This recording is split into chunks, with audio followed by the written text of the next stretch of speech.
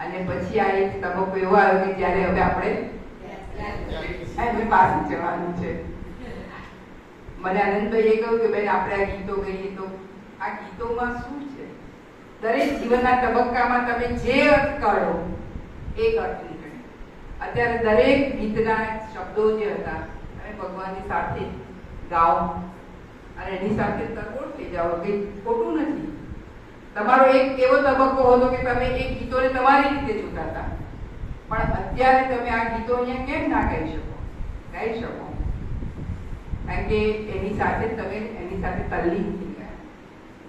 એટલે આ બધું જીવનની અંદર જન્મથી મૃત્યુની વચ્ચેની જે આપણી આખી જે કથા છે એ આપણું જીવન છે.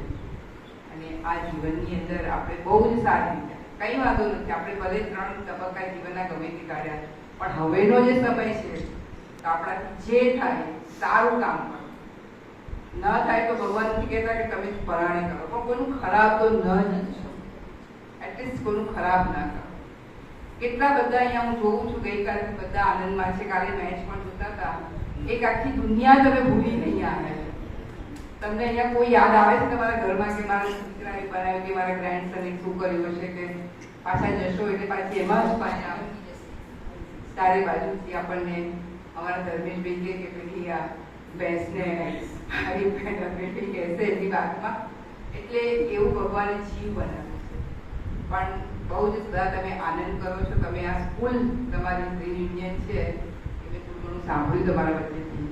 ખરેખર જે ભગવાને આપણે બાકીના જીવનના વર્ષો આપ્યા છે એને એટલા બધા આનંદથી, એટલા મજાથી જીવી લો અને બને એટલું સારું વાંચન કરવાનો પ્રયત્ન કરો. હવે તો આ એક આપણી આખી દુનિયા આપણી મુઠ્ઠીમાં આવી ગઈ છે ને, બધું જ મોબાઈલ. તો એમાં ઘણું બધું સરસ આવે, બહુ જ સરસ હોય છે. એને આપણે ગ્રહણ કરી શકીએ, કારણ કે નથી મેળવી શક્યા કે નથી ચોપડી લઈને વાંચી શક્યા, તો એમાં પણ સરસ સરસ એ લોકો બધું ભગવદ્ ગીતાના પણ લોકોનું ટ્રાન્સલેશન મૂકે છે, બહુ સરસ કરે છે. અમારો પ્રાર્થના પરિવાર પણ રાધિકાબેન બધું મૂકતા હોય છે વોટ્સએપ અંદર, બીજા ઘણા બધા વોટ્સએપ આવતા હોય છે. તો એને જીવનમાં ઉતારવાનો આપણે પ્રયત્ન કરીએ. અને આ જગ્યા ઉપર જે પહેલી વખત આવ્યા છે મને થોડા ફીડબેક આપી દે જાય. ક્યાંય અહીંયા તમને સાચવવામાં કે ક્યાંય તકલીફ પડી હોય તો હું દિલથી ક્ષમા માંગુ છું. ના આ જગ્યા કારણ